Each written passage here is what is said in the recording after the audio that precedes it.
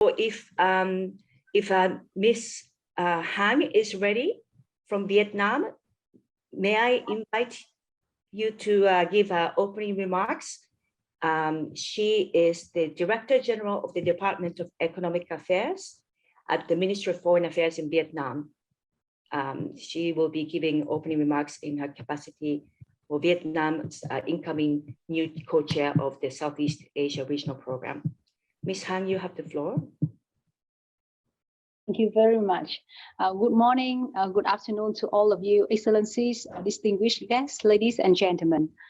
First of all, it is my honor to speak at the conference today as the co-chair of the SEARP 2022-2025. I would like to warmly welcome you all for joining us today across the globe. I also highly appreciate the initiative of OECD for organizing such a very significant event. You all know that ASEAN is standing at the crossroads of development, where such trends as green growth and digital transformation prevail. With that, I highly appreciate the theme of our meeting today, supporting green recovery towards green growth in Southeast Asia. At the COP26 meeting recent last year, ASEAN countries, including Vietnam, reaffirmed our highest possible commitments in tackling climate emergency, in reducing greenhouse gases emission, methane emissions, and transition away from carbon economy. As one of the world's most vulnerable countries to climate change, Vietnam has not only made ambitious commitments, but also determined to turn the pledges into concrete actions. Our government has recently established a national committee headed by the Prime Minister to turn the Glasgow commitment into the Hanoi actions.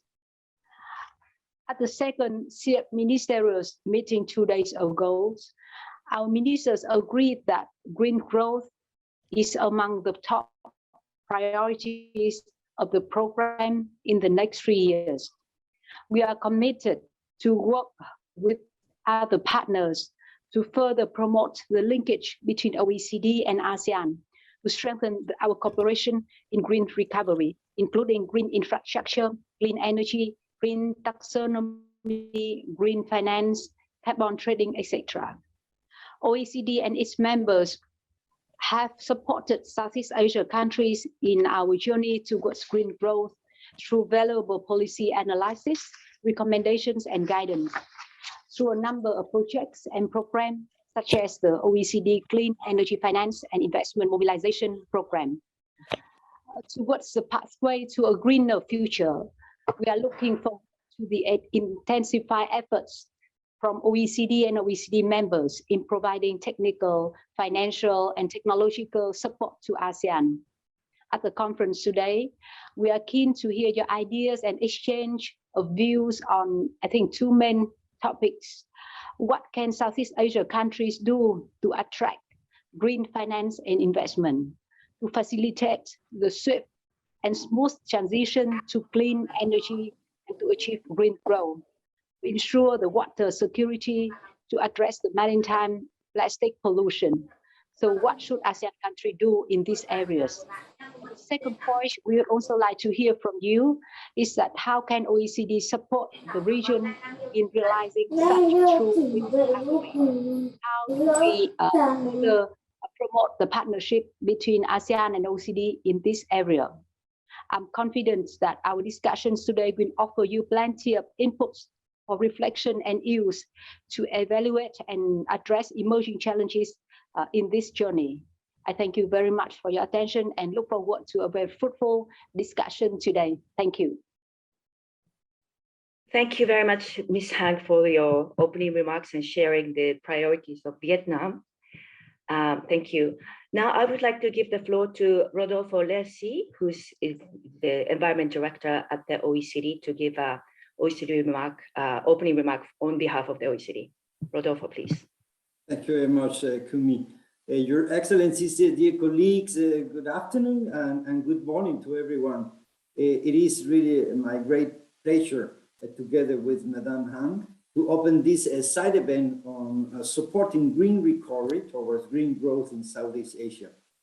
Following the Ministerial of the OECD Southeast Asia Regional Program held this week in Korea, you are, of course, all warmly welcome.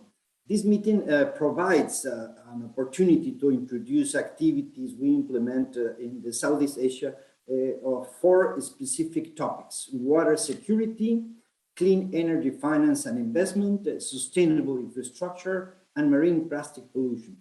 It also allows us to learn from the Southeast Asia partners about their challenges, achievements, and priorities in addressing these topics. Very important topics for the region, but very important topics also for the whole planet. Last year, the Asia Water Development Outlook, spearheaded by the Asian Development Bank, confirmed that despite the remarkable progress, lack of water security hampers growth and sustainable development in Asia and the Pacific. With the Korean Ministry of Environment and the Asia Water Council, we started a regional initiative to enhance water security in Asia, which will support 8 demand-driven country-level policy dialogues designed to facilitate water sector reforms in line with development strategies in Asian countries. In this regard, the cooperation is ongoing in Thailand and is about to start in Indonesia, and we'll inform you, of course, our regional discussions. The Clean Energy Finance and Investment Mobilization Program, we call it SEARP, has delivered 2 country reviews for Indonesia and for Viet Nam. Thank you very much for our colleagues from Vietnam to be here. These country reviews provide holistic analysis of clean energy and sustainable finance policy and offer recommendations on how to strengthen the enabling conditions to unlock finance for clean energy investments. For Thailand and the Philippines, clean energy finance and investment roadmaps are being developed with the relevant stakeholders in this country. With infrastructure accounting for 60% of greenhouse gases emissions globally, the investment decisions made today could lock countries into carbon-intensive development pathways for the future. There is a once-in-a-generation opportunity for us to build back better after the pandemic.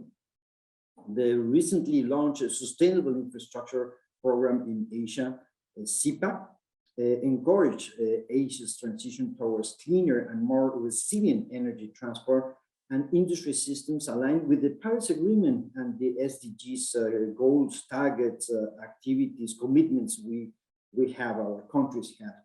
Activities in the Philippines, Thailand, and Indonesia will support mainstreaming of climate goals into the infrastructure investment cycle. Building on the policy network on sustainable infrastructure under the Southeast Asia Regional Program, SEARP aims to build a unique regional network of sustainable infrastructure practitioners. We have also worked with partners to address marine plastic pollution in Southeast Asia. You know that this is a very sensitive problem for the population, and it's another priority for the region. From the Mekong River catchment area alone, for example, up to 36,000 tons of plastic are carried to the sea each year. So it's a huge amount of pollution. The OECD has organized regional policy dialogues in partnership with Indonesia and the UNEP-COPC, UNESCO, and Asian secretariats to discuss the challenges of marine plastic pollution and to identify issues where further action and OECD support would be needed. Very soon, we will be launching our global plastics outlook, so we will provide more updated information about this specific problem. We have started also to enhance the information and data collection and develop to the country fact sheets on 10 Asian countries' policy frameworks concerning marine plastic pollution. That is a specific contribution that we will do in this specific domain. Well, I would like to thank the donors that have supported financially our work in Southeast Asia, Denmark, Germany, Korea, and Sweden. And we will welcome support by OECD members to further develop our work in this region, especially for marine plastic pollution. I also invite you to check the online policy brochure that introduces our for Southeast Asian activities. This is the brochure. Perhaps you saw it, and it's very nice and has a comprehensive view of all the work that we have been doing in the region for several years. So thank you very much for your attention, and well, we will have a very nice discussions today. Thank you very much, Rodolfo, to having introduced different areas of work, but now we'll go into more details, thematic areas one by one. So now we are ready to move to the first thematic topic segment of the meeting on water security. And I would like to hand over the moderating responsibility to my colleague, Xavier Lefebvre. He is the team leader for water adaptation and resilience in the OECD Environment Directorate. So over to you, Xavier. Thanks.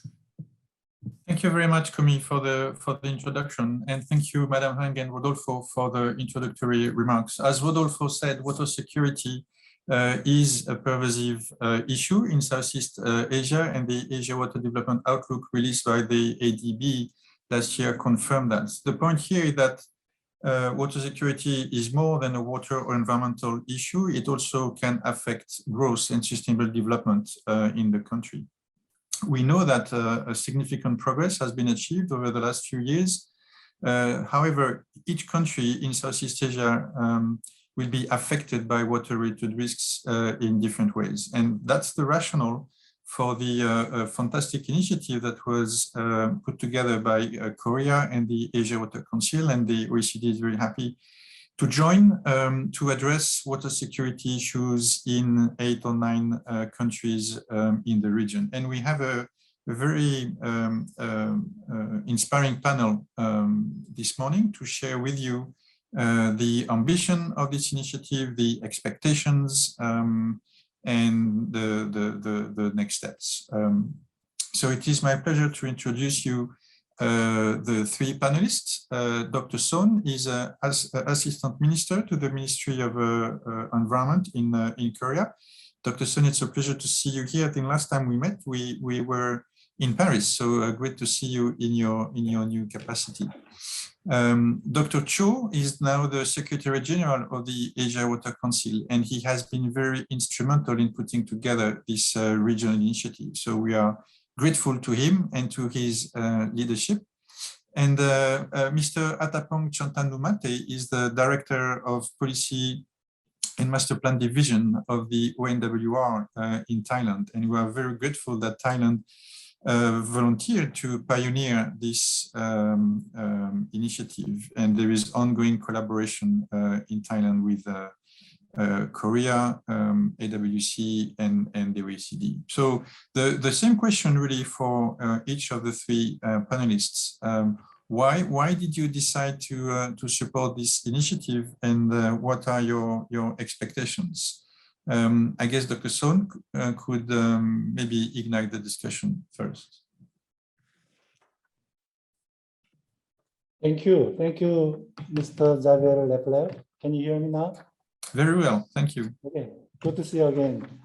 I'm glad to join this event on supporting green recovery towards green growth in Southeast Asia.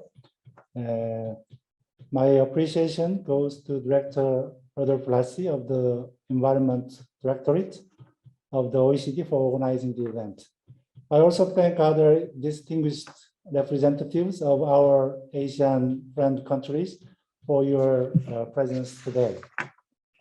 Climate change is increasing, and the intensity of our water challenges, including droughts, floods, and sea level rise, which now have become a grave concern to the international community. Realizing the gravity of these pressing water issues in Asia, the Korean government has been providing various kinds of supports, such as ODA projects, investments, and joint research with international organizations.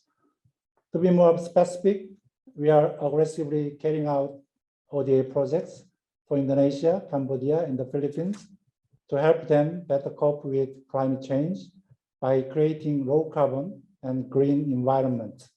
They range from ICT-based integrated water management, rehabilitation of outdated pipeline networks, to efficient management of drinking water. Taking a further step, we have arranged financial support programs such as Economic Development Cooperation Fund and Economic Development Promotion Facility to facilitate follow-up projects building on the outcomes of these ODA projects. A case in point is the Karian water supply system project in Indonesia. This move is to effectively and efficiently address water issues in the recipient countries. Meanwhile, given the severity of the water challenges confronting some Asian countries, I believe it is critically important that the international community has a sense of urgency and join forces in tackling them. The Korean government, in partnership with the OECD and AWC, has been implementing a 5-year joint project with $4.5 million since 2019 to resolve water issues in Asia and achieve UN Sustainable Development Goals. Thailand and Indonesia are some of the first target countries in the project. This plan to progressively include other Asian countries if they wish to join. I firmly believe that the project will play a pivotal role in designing solutions to water issues in Asia and assure you that the Korean government will always remain cooperative in tackling any upcoming water issues in the region. For your information, a month ago, the Korean Ministry of Environment held a ceremony to declare a vision for integrated water management. In the event, we set 3 goals under the vision for water vital for the prosperity of nature and humanity, which are water with smart water management, water for all generations and lives, and water that generates an economic value. We will put these goals into action to incorporate digital technologies into water management, realizing smart water management. In addition, we are restoring urban streams as part of efforts to achieve carbon neutrality in the water sector, tapping into a wide range of potential of water. On top of that, we are putting focus on prevention of water-related disasters and helping the water industry stay more competitive. As such, we remain dedicated to generating new values of water for everyone and next generations to come.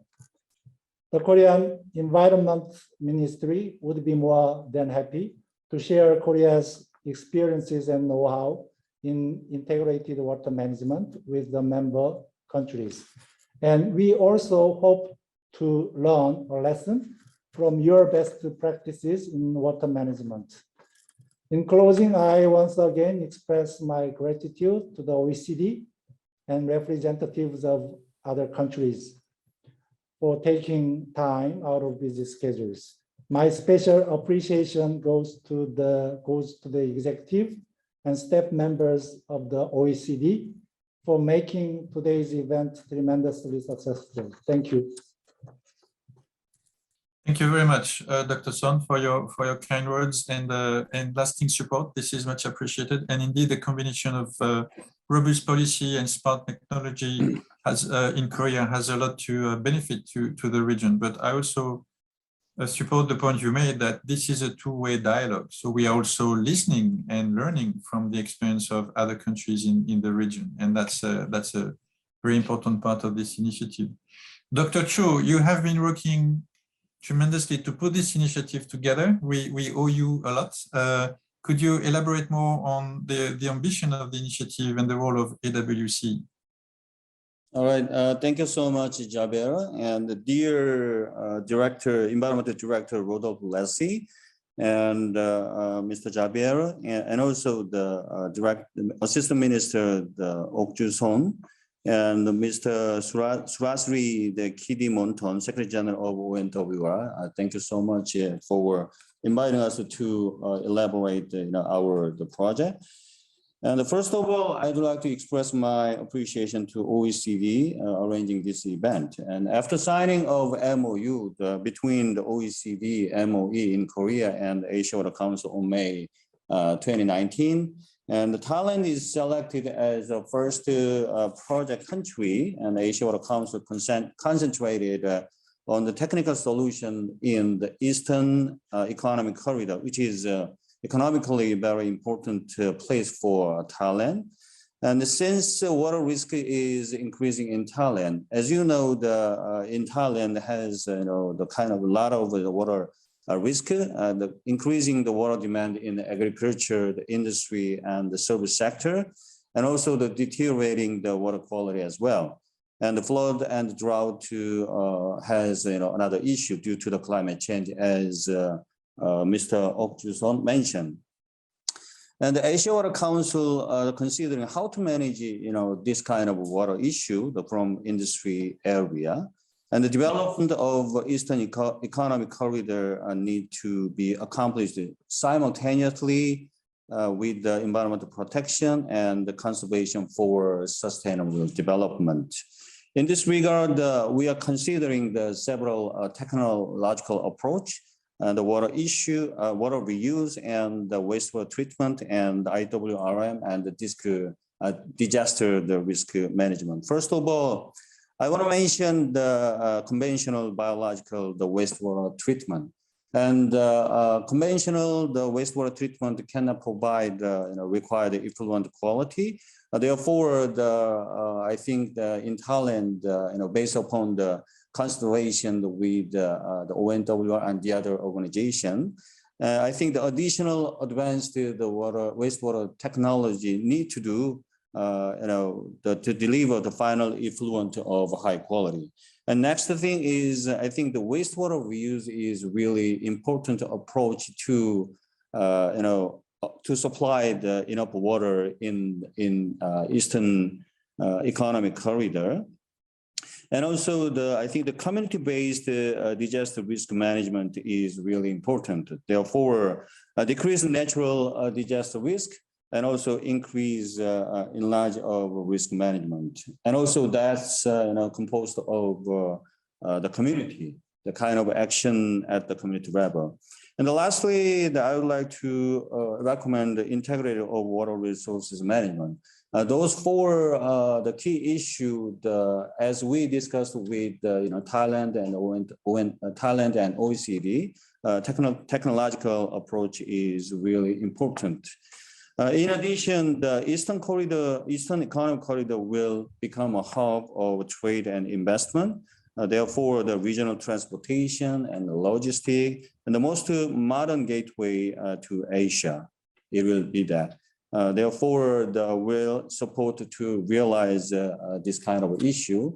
And also, as we discussed, the Indonesian is the second places.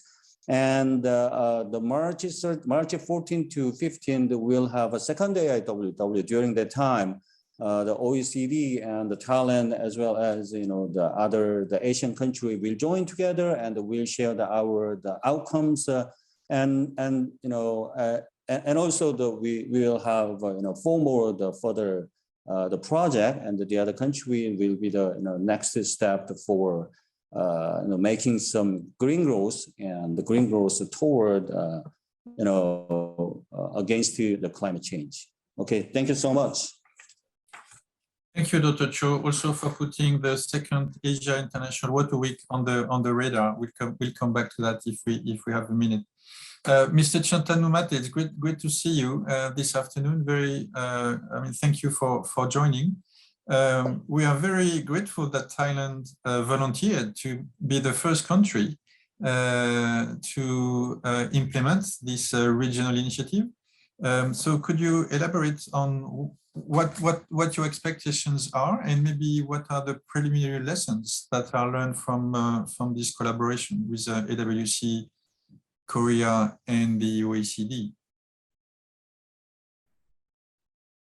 Yes. Thank you very much, Mr. Xavier, and good afternoon from Thailand. First of all, allow me to thank you, OECD and AWC, for having here at the meeting. In Thailand, now we like to learn and share my experience from Thailand. One of the Thailand primary concern to achieve water security is suitable investment.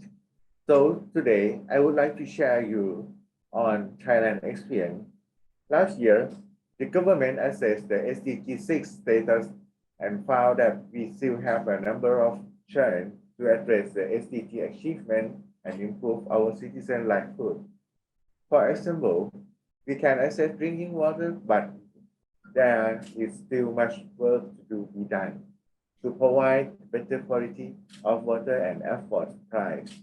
And the wastewater and water quality are still in the process to be brought up to global standard.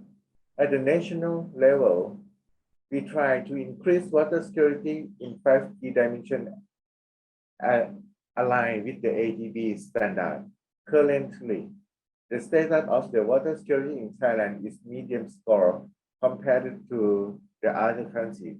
First, water productivity and quality in the urban area should be clarified and addressed. So far, the Thai government, following the 20-year water master plan, and made quality a good process on water resources development and management. There are the 6 strategies under the master plan, and there are some aspects that need more attention to investment for the sustainable water security of the country. We are incorporating climate change effects into the water management by considering the input of the IWIM and eco-based system adaptation into our analysis plan.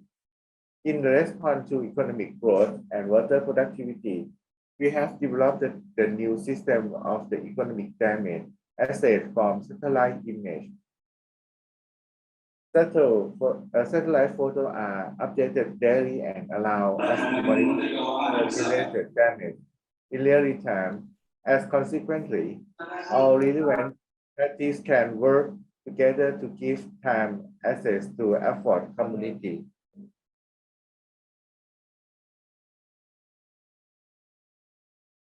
The master plan is the backbone and guideline to direction our future development. ONWR consider that it's very necessary to improve, deliver to target in the water master plan, and there are many rooms for improvement. Luckily, with cooperation between OECD, Asian Water Council, and ONWR are able to get technical assistance from our partners. We are now conducting a study of the national policy dialogue on water in Thailand. The focus on water demand management and financing water supply and sanitation. By this, we would be able to deliver strategic guidance on appropriate policy, financing mechanism, institutional and sustainable technology and innovation that can be adopted and adapted into the Thai context. Those are what Thailand would be to be shared and learn from platform. Thank you. Thank you, and indeed very grateful for the collaboration that we are enjoying now, I mean, currently with ONWR and your team. We will have another opportunity to continue that discussion during a policy seminar, which is going to take place early March. And we really look forward to that. I'm conscious of time. We have 1 minute left for that session. So I guess I don't see any question in the chat. I guess the best way for me to wrap up would be to thank the three panelists for their contribution this afternoon. And also reiterate, as Dr. Cho said, that we will resume that conversation during the second Asia International Water Week, which will be hosted by Indonesia from the 14th to the 16th of March. And we really look forward to seeing more of you in that context, where we will have an opportunity to engage with a wider range of countries. So I'll stop there, and I'm happy to give Kumi the floor back. Thank you, Xavier, and thank you, panelists, for this engaging session on water. Now, let us move to our next thematic segment of the meeting on clean energy finance and investment mobilization. I would like to hand over the moderation responsibility to my colleague, Cecilia Tan. She's leading this clean energy finance and investment mobilization, or as we call CEFIM by its acronym, in-house. So she's the project leader for this at the OECD Environment Directorate. Over to you, Cecilia.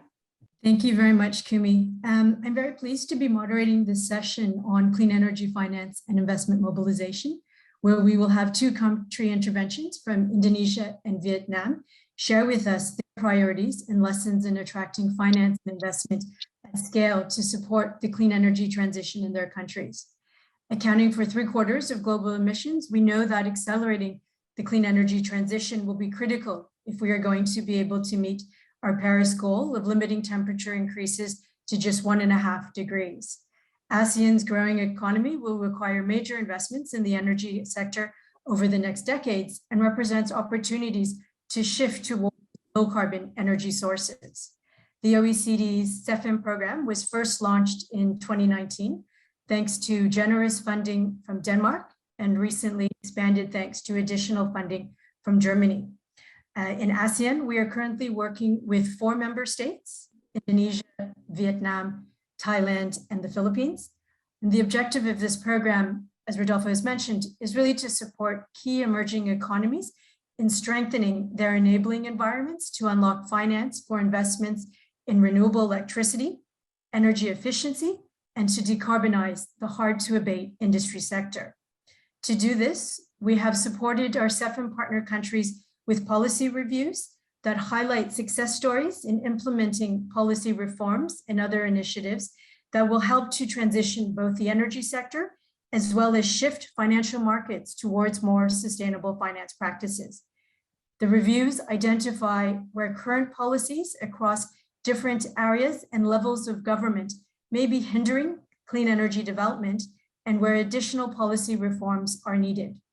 Finally, the reviews also provide recommendations to development partners on priority areas for international collaboration.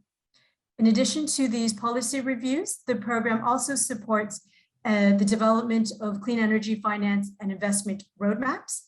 And these are implementable strategies to help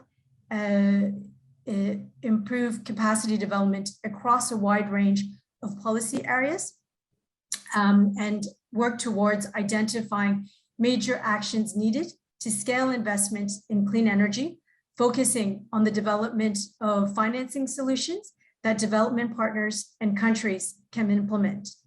The program also will be helping to develop local knowledge and support the development of a wide range of different policy areas and innovative financing solutions.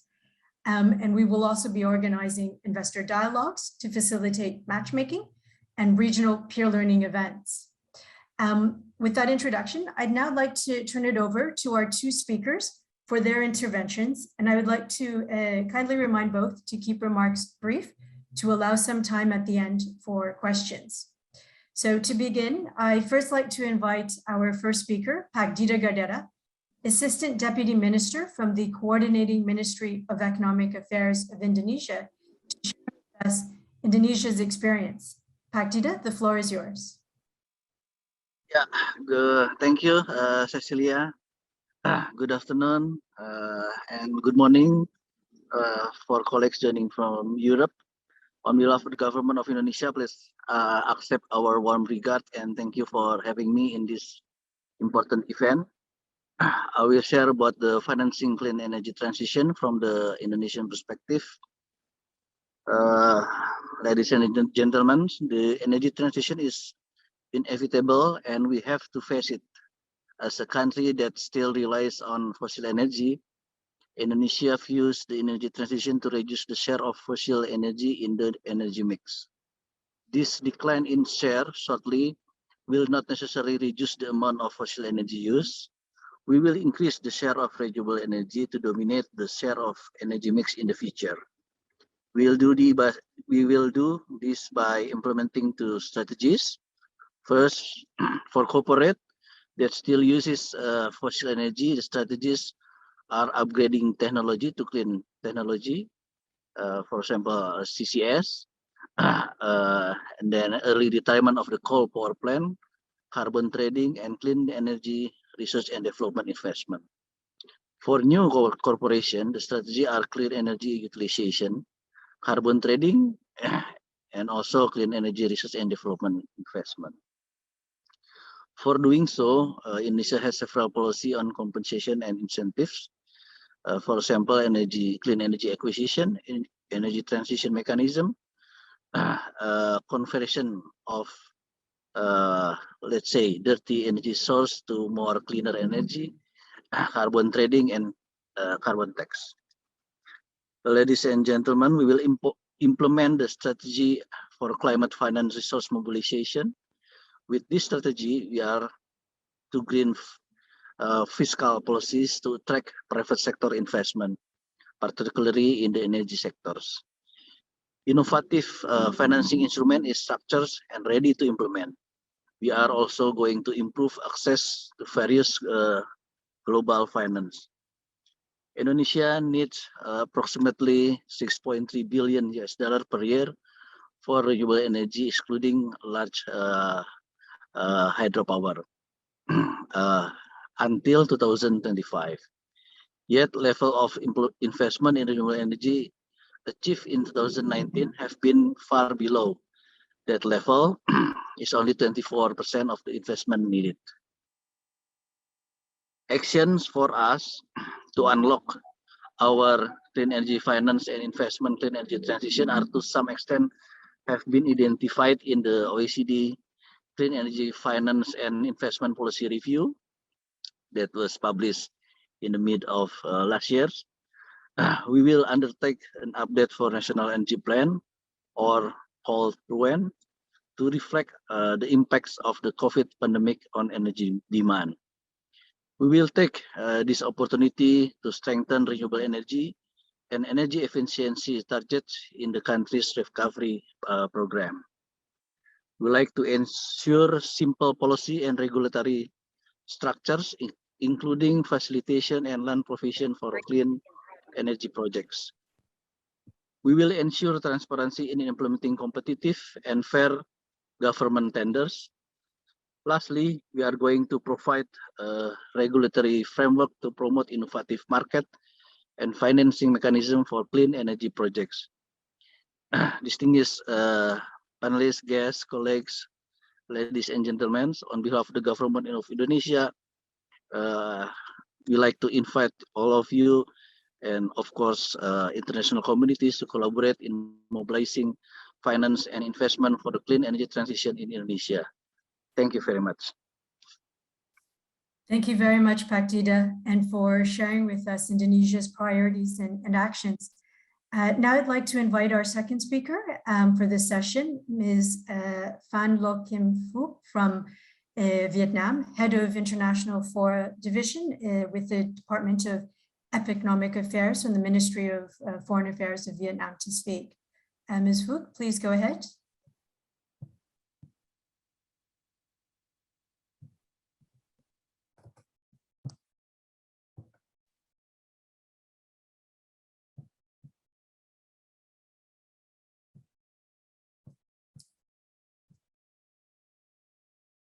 Ms. Phuc, I believe I see you, but we cannot hear you. Can you hear me? Yes, we can. Thank you very much. Please go ahead. Good morning, good afternoon, and good evening, distinguished guests, ladies and gentlemen. First of all, on behalf of Assistant Minister, Director General Nguyễn Minh Hằng, I would like to thank the OECD for giving me the opportunity to speak at today's conference under the Session 2 of Clean Energy Finance and Investment Mobilization. Ladies and gentlemen, at COP26, ASEAN countries, including Vietnam, has made ambitious commitments in Glasgow. As one of the world's most vulnerable countries, we pledged to reach net zero carbon emission target by 2050, agreed to phase out coal-fueled power generation in the 2040s, committed to ending deforestation by 2030, and keen to contribute to reduce global methane emission by at least 30% from 2020 levels by 2030. Those goals are indeed very ambitious, even compared to many countries in the region. But as Ms. Hằng has mentioned in her opening remarks, Vietnam is determined to turn words into actions. Support from OECD in the area of green growth, green recovery has been of tremendous help to us. And I also would like to take this opportunity to thank the OECD for helping Vietnam with the finalization of the most recent SEARP policy review of Vietnam in October 21, in providing us with valuable advice, policy recommendation, and guidance in the area of clean energy finance and investment mobilization. Along this journey of achieving those goals we set out, support and guidance from the OECD is invaluable, and we cannot phase out coal fuel power generation without transitioning to green power. We cannot achieve net zero carbon emissions without achieving a green economy. And to any developing country, none of the goals can be met without successful and efficient green finance and investment. This indicates the critical role of green finance and investment in realizing green goals. With the Vietnam OECD MOU and the ASEAN OECD MOU in place, Vietnam as the co-chair of the OECD Southeast Asia Regional Program, we call for intensified efforts in providing financial, technological, and capacity support to us in this green journey. And as co-chair of SEARP, we further reiterate our firm commitment to work closely with our partners to further promote the link between OECD SEARP and ASEAN in cooperation in key areas, such as green infrastructure, clean energy transition, development finance, investment, and skills development.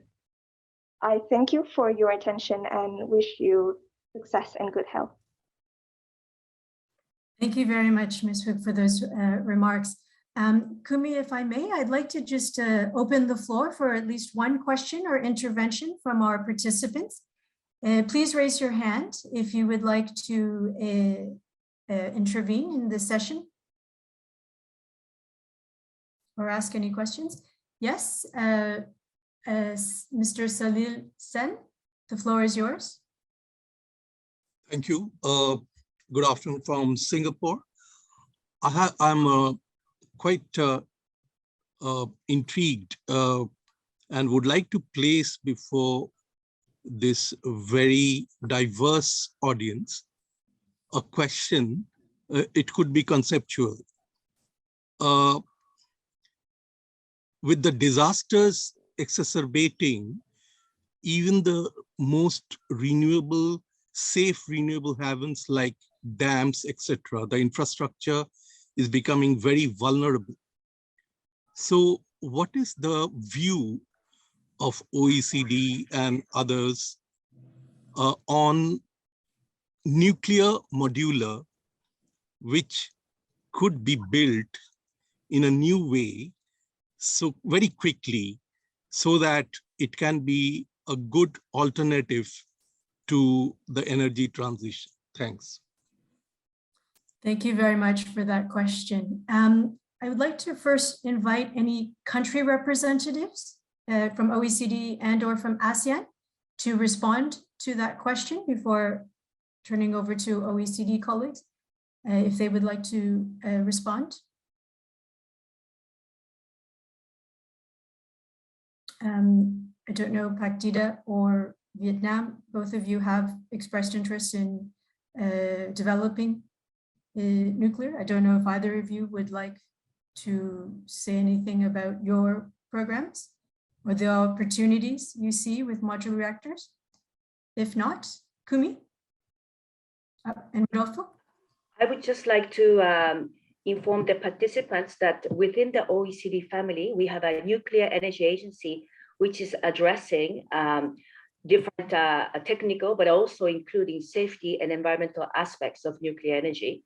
So we collaborate across the OECD family, including the International Energy Agency as well, for many of the questions. I'm not an expert on the topic to comment on that, but I would just like to flag that we do address such issues within the family. And I do acknowledge and thank you, Mr. Sen, for bringing the question to the table that that is part of the energy mix that's very much being discussed at the moment. Thank you. Thank you very much. Thank you. Appreciate it. Rodolfo, did you want to add anything?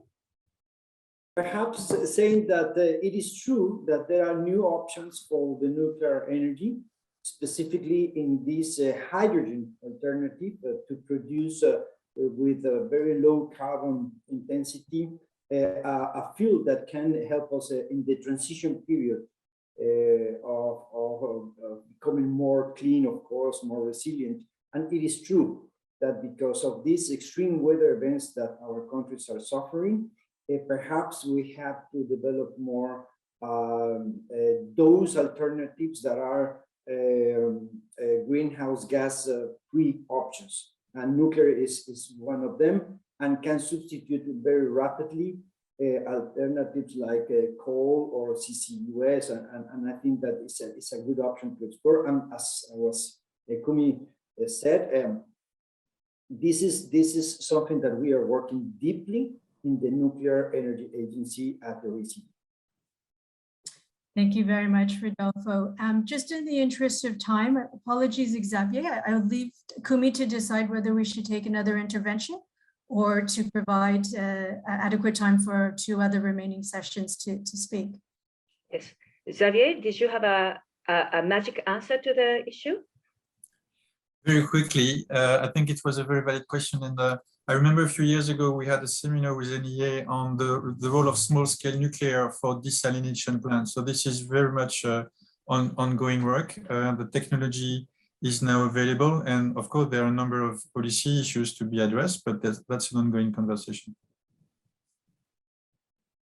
Okay, so thank you, panelists, and thank you very much, Cecilia, for moderating this thematic segment of the meeting on SEARP program.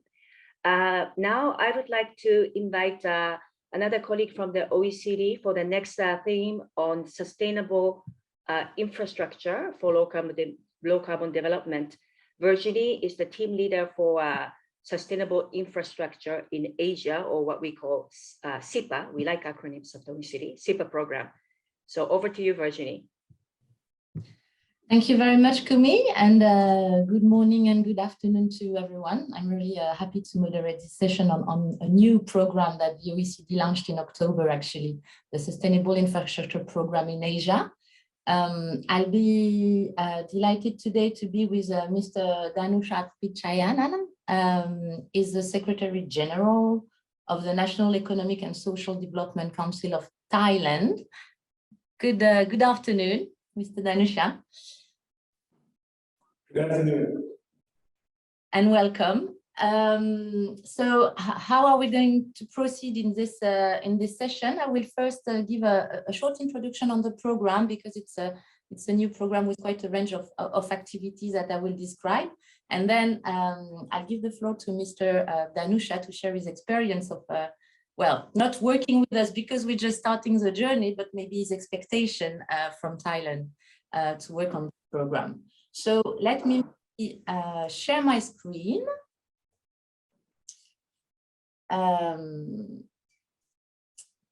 Okay, I think it's going to work.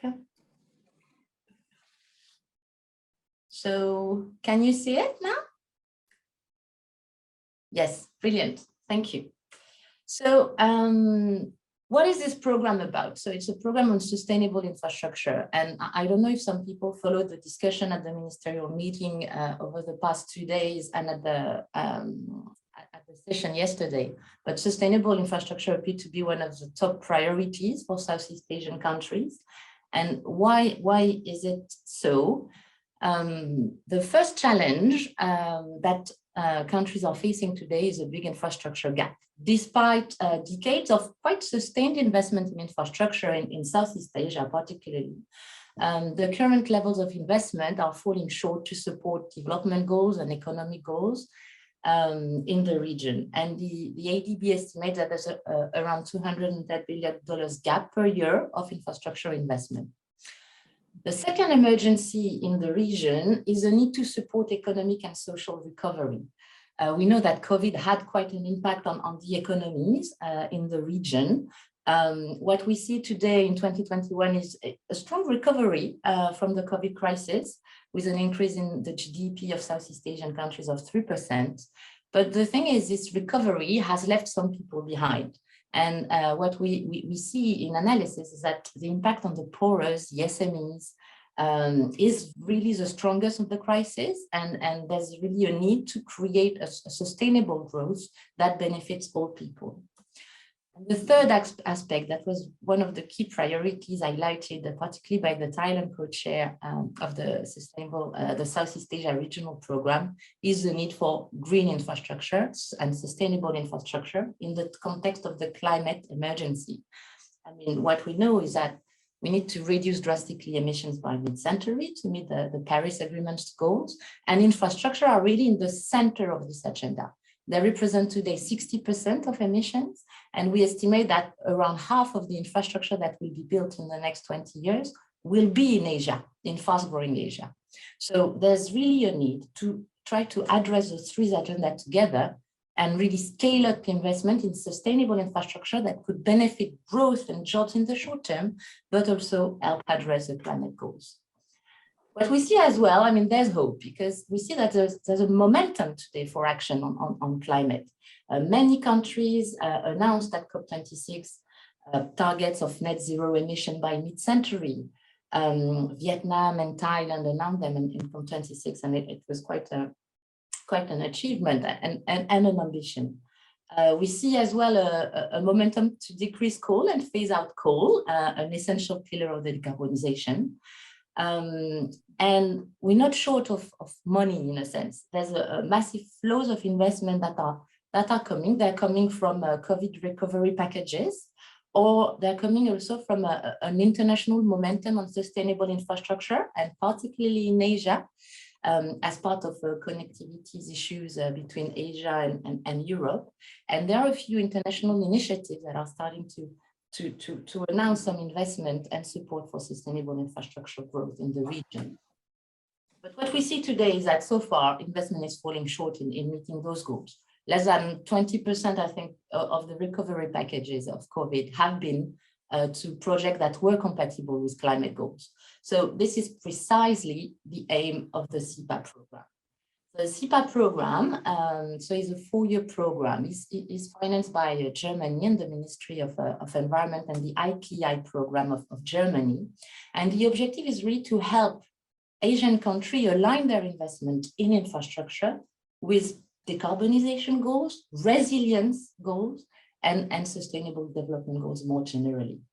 One of the key levers that has been identified for that is to leverage business and private sector investment to help countries achieve this endeavor. And the objective here is not to create another set of standards for countries, really is to build on existing standards, but to help countries adopt those standards and apply them to different sectors, and particularly in energy, transport, and industries, 3 sectors that are really central to the agenda. So we'll provide different kinds of activities in the countries of implementation: Thailand, Indonesia, and the Philippines in Southeast Asia. We'll provide some technical assistance, policy dialogues, capacity building. Just to mention that we're also working in Central Asia, in 3 countries in Central Asia. And the second set of activities are very much about regional peer learning, because we see that as a critical objective to create this community of sustainable infrastructure practitioners where each country can really exchange on their good experience. We're not alone to deliver on this ambitious agenda. We're partnering with a set of organizations that I will introduce just through the different activities that we are proposing. The idea is really to look at the full infrastructure cycle.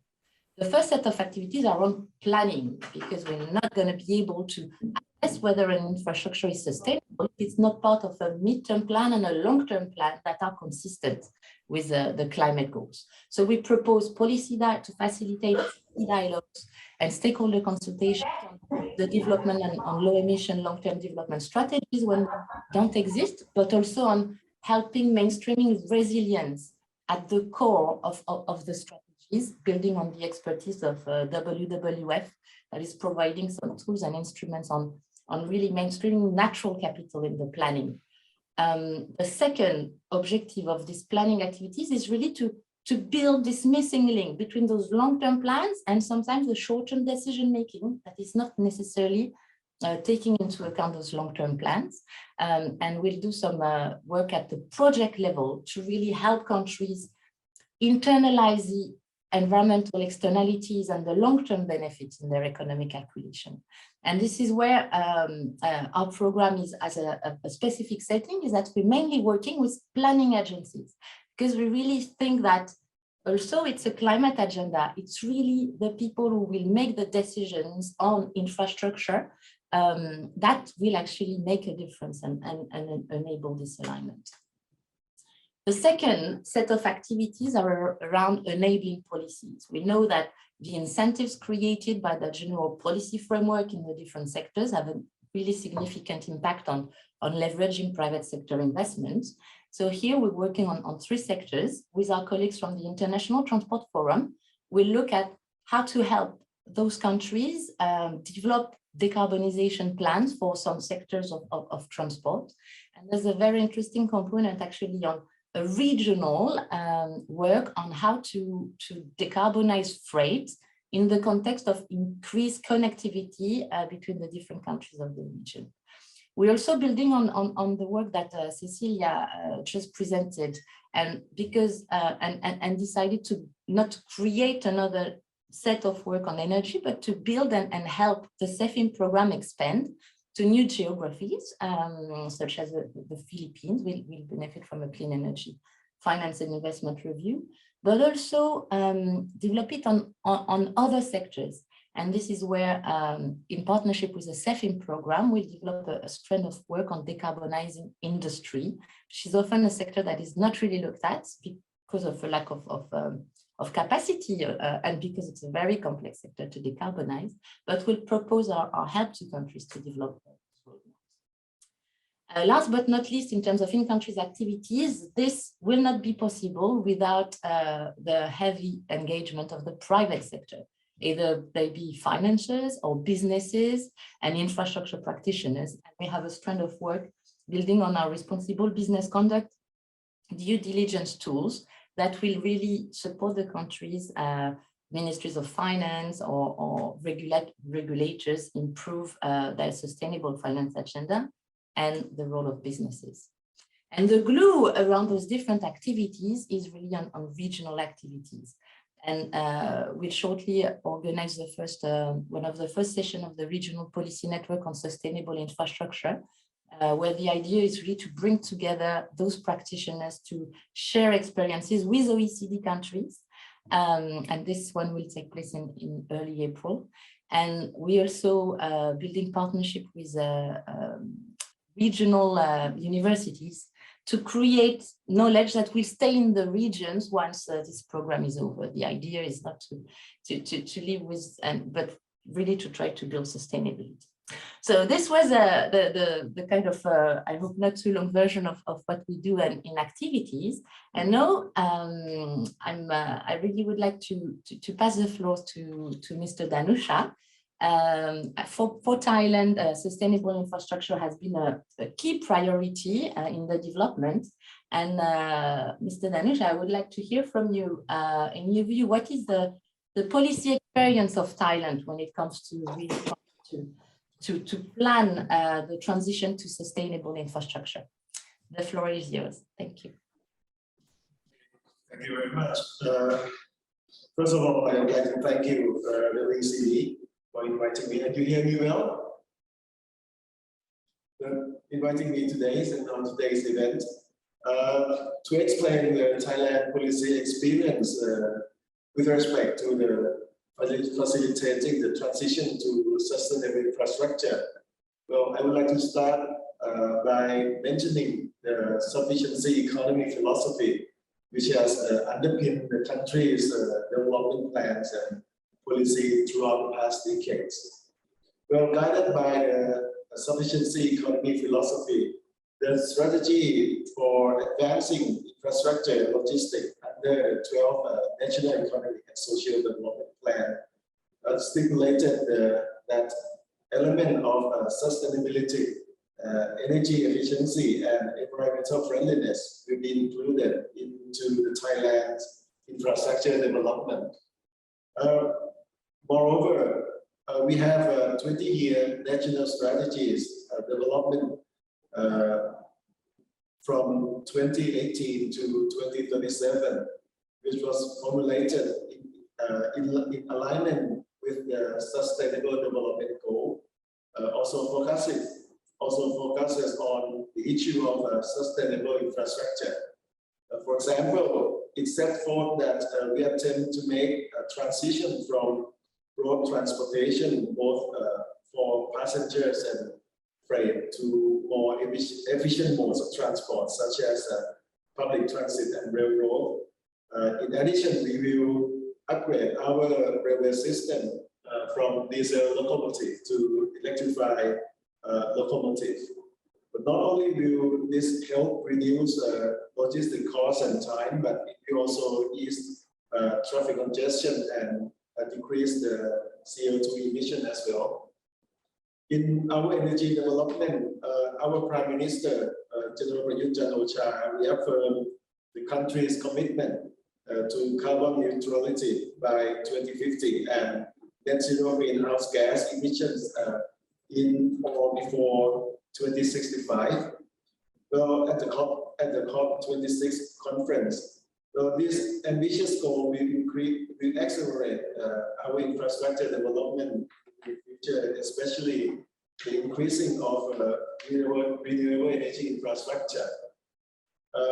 However, as you mentioned earlier, that the biggest challenge we face is to translate these goals into an action plan.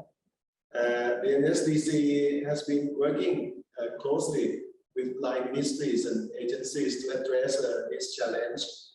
And in addition, the COVID-19 situation also impact the financial capability to invest. Therefore, in the future, we aim to increase the public-private partnership in the coming years. Well, with regard to our policy priorities for the future, we remain committed to the Sustainable Development Goals, and we also look forward to work closely with the OECD under Sustainable Infrastructure Program in Asia as part of Thailand OECD Country Program Phase 2. I believe this program will help Thailand close the infrastructure gap and stimulate post-COVID economic recovery while transforming our infrastructure system into low carbon and resilient ones.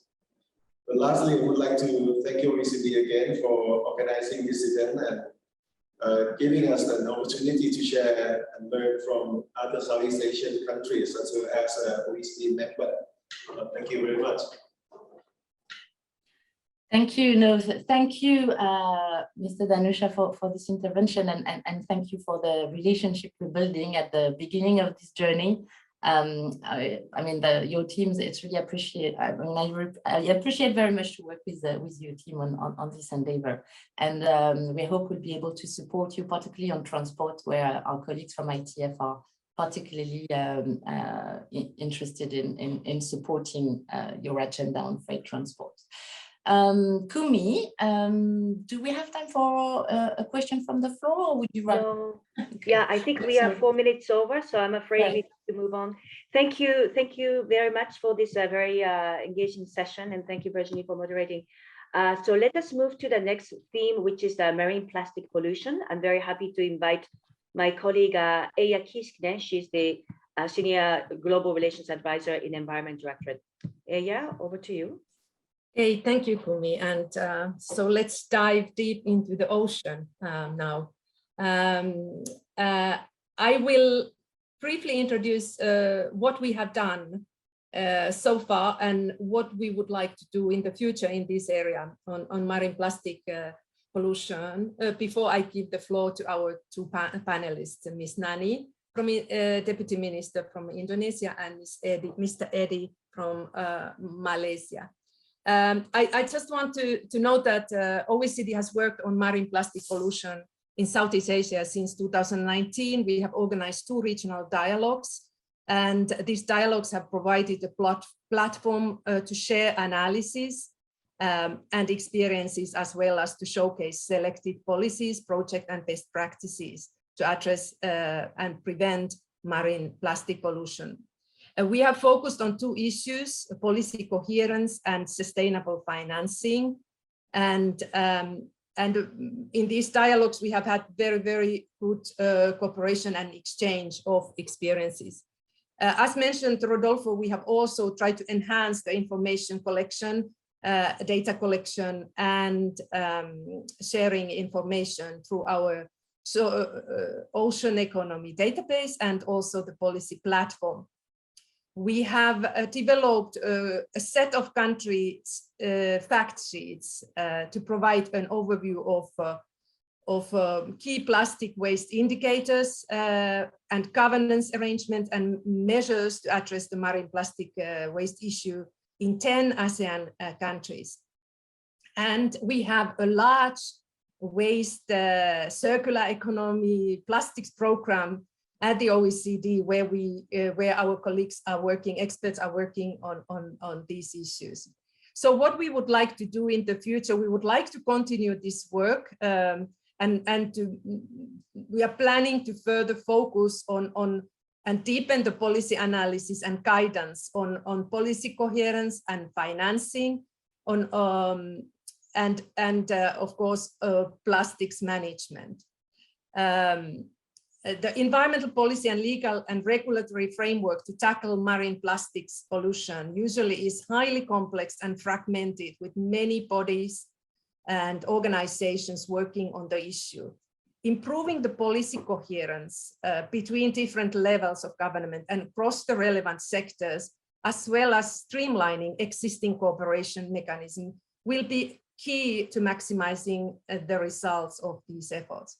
More synergistic and cooperated approach is needed. We will also need to work further on sustainable financing, both public and private funds financing, and creating innovative financing mechanism, and also to improve waste management policies and developing circular economy.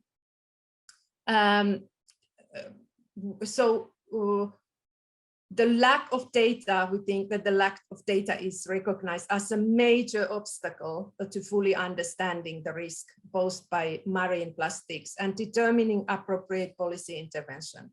When data is available, it is often not comparable and low quality.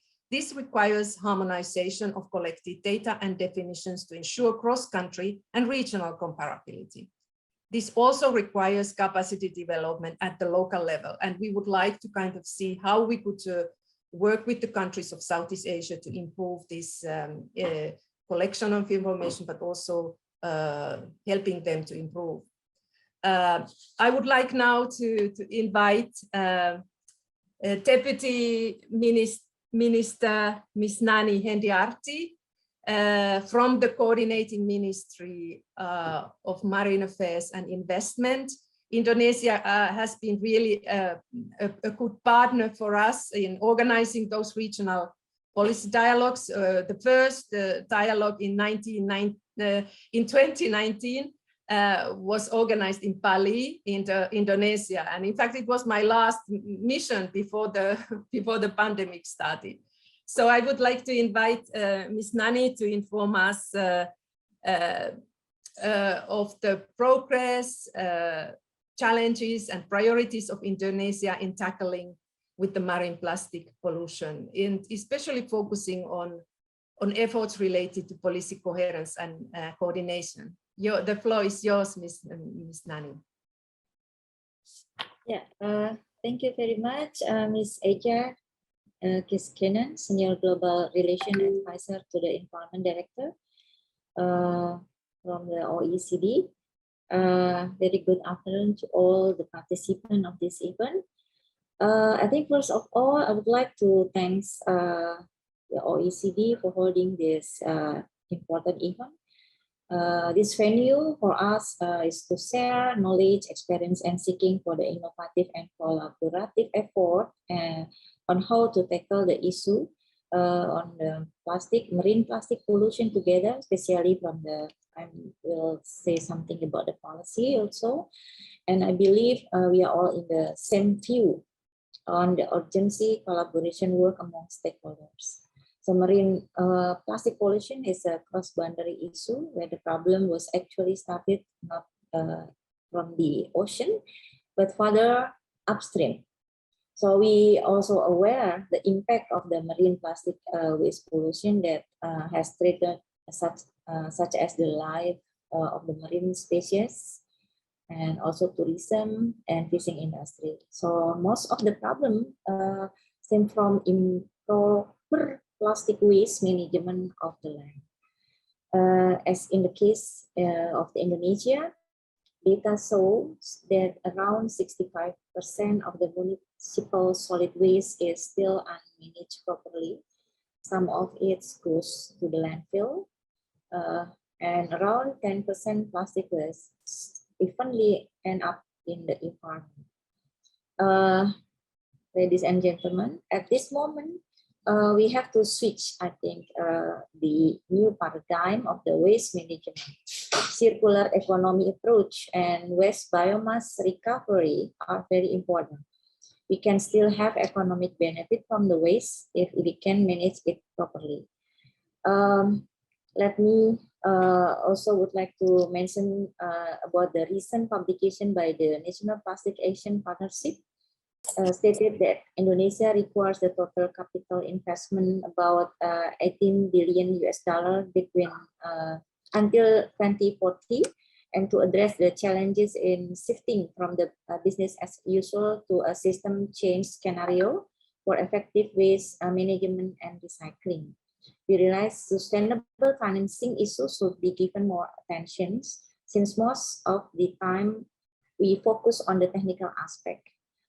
So therefore, the government needs to think of blended finance concept for the waste management, and also green financing.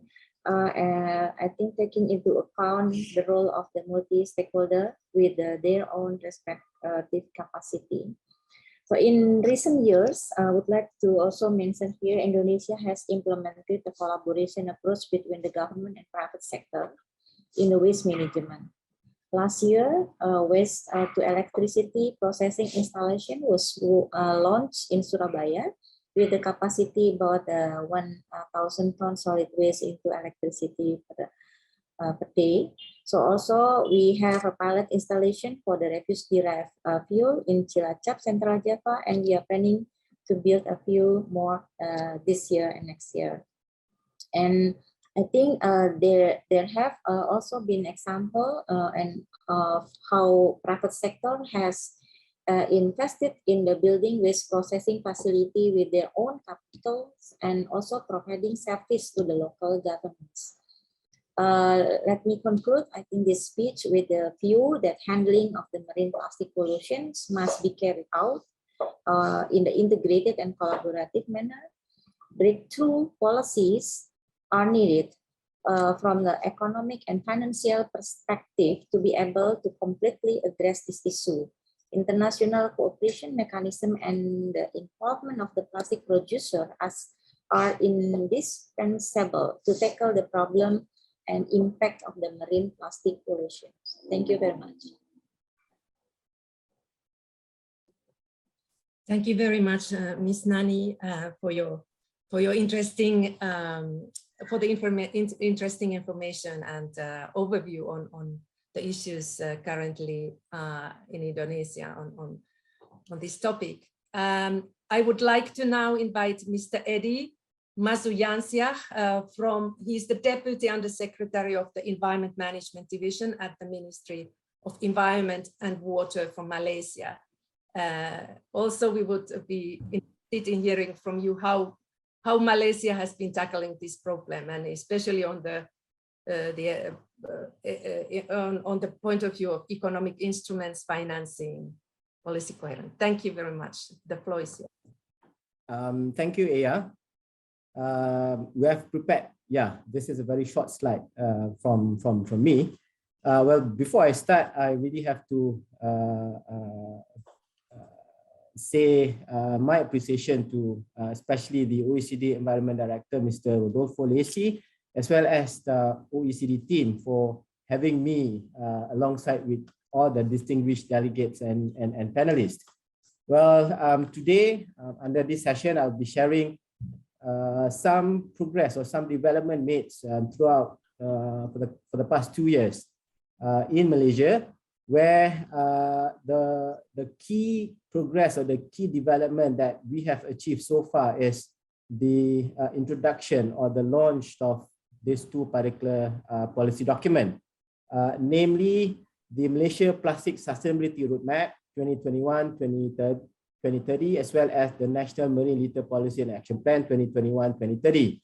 Well, apart from only the policy documents, the recent development within national context, including the establishment of PRO, Producer Responsibility Organization. And we can see the uptake of EPR scheme, even though at voluntary level, has taken place. And within this, we have consensus in setting our national targets with regards to achieving plastic circularity. Well, we have, so to speak, true north. We know what needs to be done in tackling or in addressing plastic pollution issue. But the most important thing in ensuring plastic circularity as well as marine litter issue is about implementing those actions. Well, I can categorize those challenges into three main challenges. First one is about from the perspective of economic, how we can ensure EPR be implemented from voluntary to mandatory. So within this, I think the most important challenge is for us to set the most feasible EPR fee structure. And secondly, is also to create demand for alternative, because once we working towards finding solution or finding alternative to fossil fuel plastic, we must complement the alternative source to plastic. Secondly, is about policy coherence, where of course the policy documents introduced or developed by Malaysia is based on international best practices or international best templates. But the more important thing is for us to have a clarity in implementing those policy within federal, national, as well federal, states, as well as local authority within Malaysia. Thirdly, I would like also to share a bit on the finance of, the challenges that we are facing in moving forward is talking about financing, and financing cuts across economic perspective, cut across the policy perspective. It will also be part and parcel of financing the willingness to change, the willingness of people to change. And the most important elements within the finance for short term in Malaysia is about developing a more harmonized data sharing or a more harmonized monitoring mechanism, as mentioned by Aya in her introduction.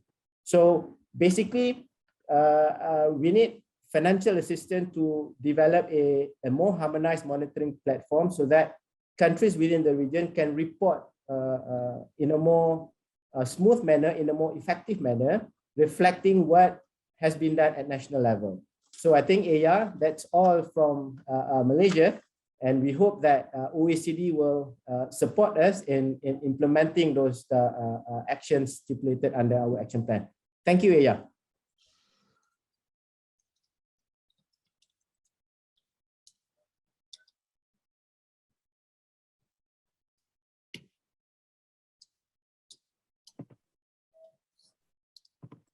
Aya, you're muted.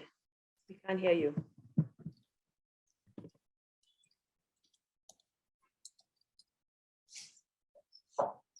Aya, you're muted. Yes, I understood. I lost my page.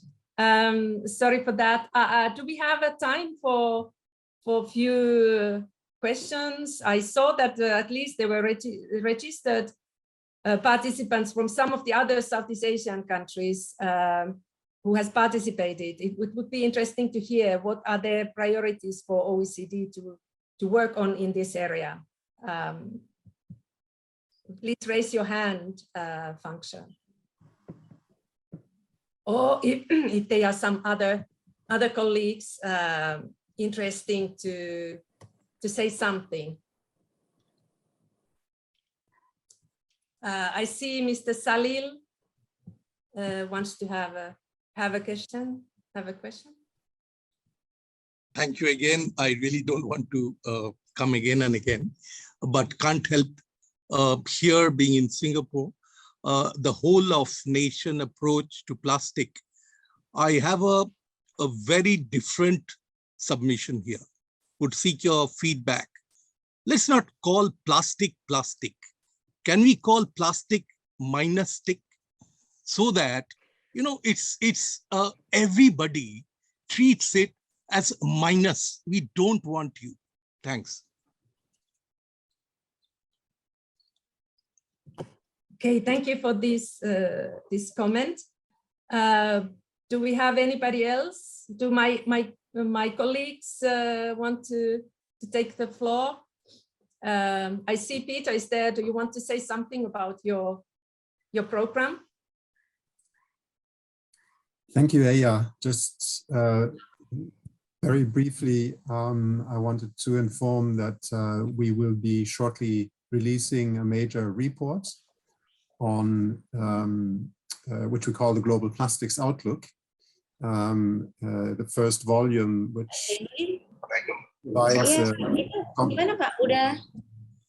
provides a comprehensive mapping of material flows and economic drivers throughout the plastics life cycle. And it also discusses some of the key levers that we have to address the plastics pollution issue, including markets for recycled plastics, innovation for green plastics, as well as national and international policies. And we in fact provide a roadmap towards circular plastics in the report. This will come out next week, in fact. And let me just signal that we're very keen on engaging with countries in this region on some of the findings in that report. Okay, thank you very much. I don't see any speakers. I would like to thank very much Deputy Minister Ms. Nani and Mr. Eddie.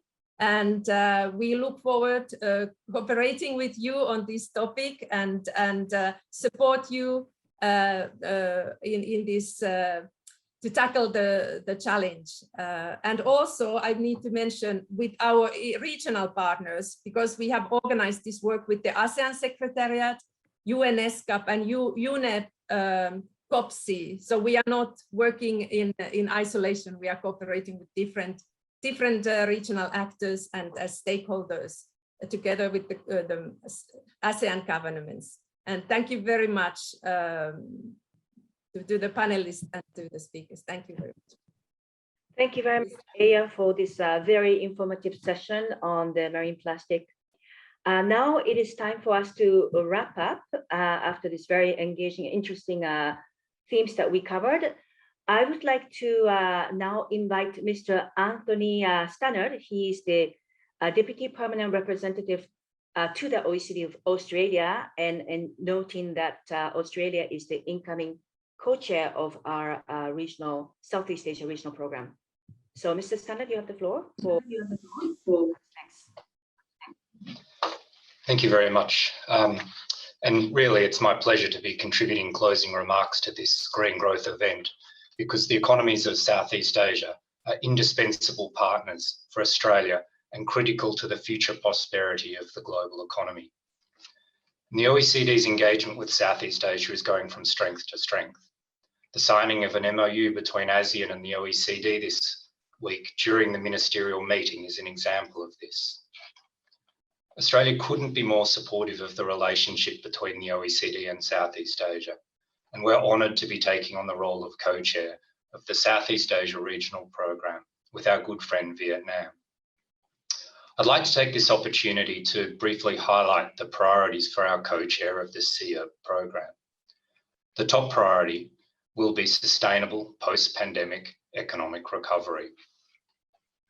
We will advance the OECD's support for the ASEAN Comprehensive Recovery Framework and contribute to recovery strategies of individual countries. And we want to focus the OECD's efforts on clear, practical outcomes that make a difference. Our second priority is to deepen and broaden the OECD's engagement with ASEAN on trade, investment, and supply chain resilience, helping to improve the mechanisms and capabilities that will underpin a transition to a green economy. Third, we intend to continue to strengthen cooperation on the important areas of digital connectivity and human capital development to attract quality investment. So I welcome the discussions today on investment mobilisation and sustainable infrastructure for green growth. Finally, a priority for us, and a point that was made in several of the presentations this morning, is the importance of the private sector to achieve sustainable and resilient economic growth. A successful pandemic recovery will be a business-led one. And to this end, we're working with our co-chair partner, Viet Nam, to relaunch the ASEAN OECD Business Network. And so we look forward to closer engagement between the SEARP program and business over the coming years to support the right policies to deliver green growth outcomes. Among the important topics discussed this morning, I'm particularly encouraged by the OECD's work with ASEAN countries on sustainable ocean economy and marine litter. Ensuring our shared oceans are clean and healthy is both a national and regional responsibility for Australia, as we face an international tide of some 11 million tonnes of plastic entering the world's oceans each year. Our leadership on sustainable ocean management is top-down through our Prime Minister's membership of the high-level panel for a sustainable ocean economy. We're looking forward to further discussions on this important issue at the OECD Environment Ministers meeting in March this year. So again, it's my pleasure to participate in the event this morning, and we're looking forward to stronger and deeper collaboration between the OECD and Southeast Asia over our co-chair. Thank you. Thank you very much, Mr. Stannard, for your closing remarks. And finally, just last couple of words from Environment Director Rodolfo to close the event. Thank you, Kumi. Well, Excellencies and dear colleagues, again, thank you very much for your participation today. The interventions and discussions have been extremely interesting in addressing, of course, the key priorities and challenges in the region.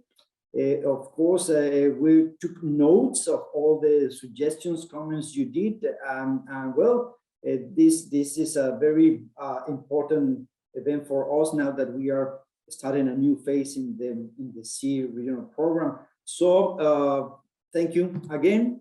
Have a nice evening and have a nice day too. Bye-bye. Thank you. Thank you all. Thank you, everybody. See you. Bye-bye. Goodbye. Bye-bye. Thank you. Thank you, speakers. Thank you, moderators.